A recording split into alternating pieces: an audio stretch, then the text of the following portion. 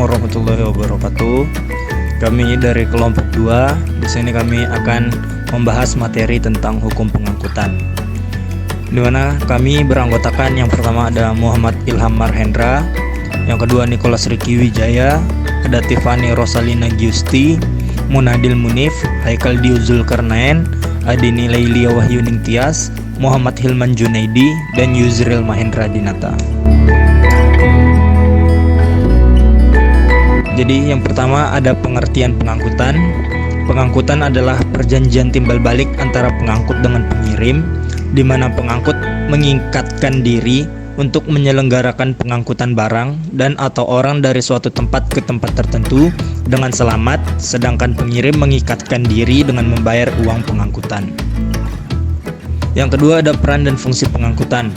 Peran pengangkutan dalam dunia perdagangan bersifat mutlak. Tanpa pengangkutan perusahaan tidak akan berjalan, sedangkan fungsi dari pengangkutan adalah memindahkan barang atau orang dari suatu tempat ke tempat yang lain dengan maksud meningkatkan daya guna dan nilai. Lingkup hukum pengangkutan. Yang pertama, angkutan darat. Ada dua, yaitu buku 1 bab 5 pasal 90 sampai 98 KUHD dan UU nomor 22 tahun 2009 tentang lalu lintas dan angkutan jalan. Yang kedua, angkutan udara. Ada dua, yaitu UU nomor 1 tahun 2009 tentang penerbangan dan PP nomor 3 tahun 2000 tentang angkutan udara. Lalu yang ketiga, angkutan laut. Ada 4. Yang pertama, buku 2 bab 5 sampai 5B tentang perjanjian charter kapal pengangkutan barang dan pengangkutan orang.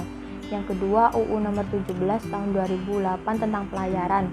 Yang ketiga, PP nomor 82 tahun 1999 tentang angkutan di perairan. Dan yang terakhir, Keputusan Menteri nomor 33 tahun 2001 tentang penyelenggaraan angkutan laut. Pihak-pihak dalam pengangkutan. Pengirim mengikatkan diri dengan pengangkut untuk muatan yang diserahkan kepadanya.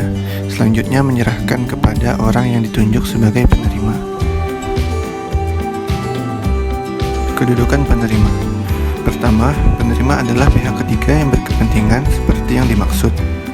Yang kedua, penerima mendapatkan haknya sejak menerima barang kiriman itu. Yang ketiga, penerima wajib membayar uang angkutan kecuali diperjanjikan lain. Yang keempat, penerima tidak boleh meminta barang diserahkan di tempat selain dari tempat tujuan, kecuali ada persetujuan dari pengirim dan pengangkut. Sifat perjanjian pengangkutan. Di sini sifat perjanjian pengangkutan terbagi menjadi 5 bagian. Yang pertama itu bersifat konsensual atau perjanjian pengangkutan tidak disyaratkan, harus tertulis, cukup lisan asal ada persetujuan kehendak. Yang kedua, pengangkut tidak mempunyai hak retensi dalam kurung 493 KUHD, tetapi menggunakan pasal 94 KUHD via hakim jika penerima wan prestasi. Yang ketiga di sini ada dalam hal charter kapal ada dokumen yang disebut dengan charter partage konsumen dalam kurung tanda penerimaan barang yang harus diberikan pengangkutan pada pengiriman barang. Yang keempat ada dalam pengangkutan darat ada dokumen yang disebut dengan surat muatan. Dan yang terakhir, tidak adanya dokumen tersebut tidak membatalkan perjanjian pengangkutan. Perantara pengangkutan. Di sini perantara pengangkutan terbagi menjadi 3 bagian. Yang pertama yaitu ekspeditur atau dalam kurungnya pasal 86 sampai 90 KUHD atau orang yang pekerjaannya menyuruh orang lain untuk menyelenggarakan pengangkutan barang-barang dagangan. Yang kedua, perjanjian yang dibuat antara ekspeditur dan pengirim disebut perjanjian ekspedisi. Dan yang terakhir, sedangkan perjanjian yang dibuat antara ekspeditur atas nama pengirim dengan pengangkut disebut perjanjian pengangkutan. Oke, beralih ke slide selanjutnya. Sifat perjanjian ekspedisi. Yang pertama, sifat perjanjian ekspedisi adalah pelayanan berkala dan pemberian kuasa. Lalu yang kedua yaitu sifat hukum pelayanan berkala ada karena hubungan hukum antara ekspeditur dan si pengirim tidak tetap, hanya kadangkala saja. Lalu yang ketiga, sifat hukum pemberian kuasa ada karena si pengirim telah memberikan kuasa kepada ekspeditor untuk mencarikan pengangkut yang baik. Oke, di slide selanjutnya ada kewajiban dan hak ekspeditor yang meliputi sebagai pemegang kuasa, ekspeditor melakukan perbuatan hukum atas nama pengirim. Lalu yang kedua sebagai komisioner. Dan yang ketiga ada sebagai penyimpan barang, keempat sebagai penyelenggara urusan, yang kelima registrasi dan surat muatan, dan yang keenam ada hak retensi. Selanjutnya ada tugas dan tanggung jawab ekspeditor, yaitu yang pertama mencarikan pengangkut yang baik bagi si pengirim, lalu yang kedua menyelenggarakan pengiriman selakas-lakasnya dengan rapi pada barang-barang yang telah diterimanya. Yang ketiga yaitu menjamin keselamatan barang. Sekarang saya akan menjelaskan tentang batas tanggung jawab ekspeditor. Yang pertama, tanggung jawab ekspeditor berhenti pada saat barang-barang pengirim telah diterima pengangkut dalam pasal 188 KUHD. Yang kedua, kerugian-kerugian setelahnya harus dibuktikan terlebih dahulu kesalahannya atau kelalaian ekspeditor.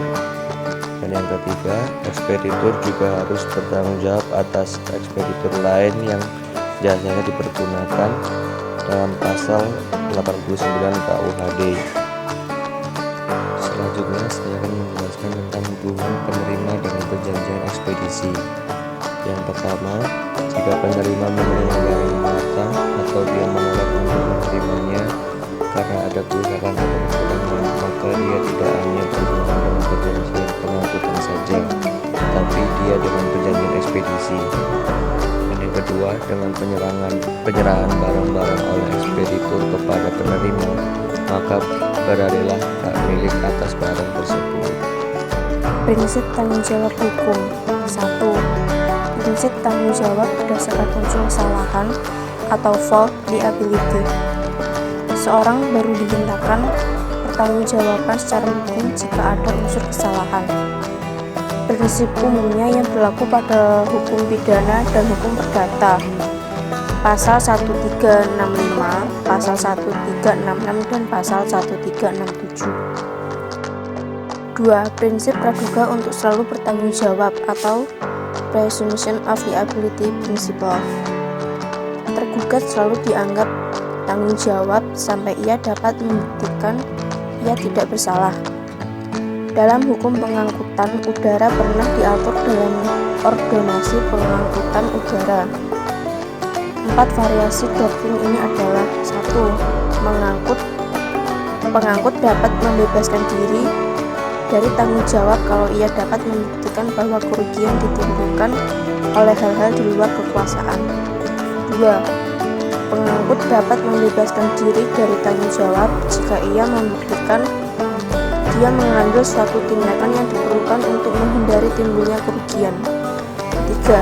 Pengangkut dapat membebaskan diri dari tanggung jawab jika ia dapat membuktikan kerugian yang timbul bukan karena kesalahannya. 4. Pengangkut tidak bertanggung jawab jika kerugian yang ditimbulkan oleh kesalahan atau kelalaian penumpang atau karena kualitas mutu barang yang tidak diangkut tidak baik. Nah, di slide berikut kita akan membahas tentang prinsip praduga untuk tidak selalu bertanggung jawab, atau biasa dikenal dengan presumption of non-liability principle. Yang pertama, tergugat selalu dianggap tidak bertanggung jawab sampai ia benar-benar bersalah di bawah putusan pengadilan. Nah, biasanya prinsip ini hanya dikenal dalam lingkup transaksi konsumen yang sangat terbatas. Contohnya kita bisa lihat di sini, misalnya kehilangan atau kerusakan bagasi kabin atau bagasi tangan yang dibawa oleh penumpang, maka menjadi tanggung jawab penumpang bukan pengangkut, dan pengangkut tidak bisa dituntut untuk bertanggung jawab. Kemudian slide selanjutnya yaitu prinsip tanggung jawab mutlak atau strict liability, yaitu pelaku usaha harus bertanggung jawab secara langsung tanpa mensyaratkan unsur kesalahan, tetapi pada kerugian yang ditimbulkan, atau liability based on risk. Nah, prinsip tanggung jawab mutlak ini dapat diartikan bahwa pelaku usaha harus bertanggung jawab atas kerugian konsumen tanpa harus membuktikan ada tidaknya kesalahan pada dirinya. Contohnya, itu harus ada unsur kesalahan. Tapi karena untuk membuktikannya terlalu sulit, maka pelaku usaha langsung mengganti kerugian tersebut atau strict liability pada civil law system. Kemudian di slide selanjutnya kita akan membahas tentang prinsip dengan pembatasan atau limitation of liability principle, yaitu adanya klausula eksonerasi dalam perjanjian standar yang dibuatnya. Nah, maksudnya di sini adalah prinsip tanggung jawab dengan pembatasan yang sangat disenangi oleh pelaku usaha untuk dicantumkan sebagai klausula eksonerasi dalam perjanjian standar yang dibuatnya. Dalam perjanjian cetak film misalnya, ditentukan bila film yang ingin dicuci atau dicetak itu hilang atau rusak, termasuk akibat kesalahan petugas, maka si konsumen itu hanya dibatasi ganti kerugian 10 kali harga satu roll film baru. Nah, prinsip tanggung jawab ini sangat merugikan konsumen bila ditetapkan secara sepihak atau pelaku usaha. Sekian yang dapat kami presentasikan pada kesempatan kali ini. Apabila ada yang masih kurang jelas, bisa ditanyakan melalui grup WhatsApp kelas. Terima kasih. Assalamualaikum warahmatullahi wabarakatuh.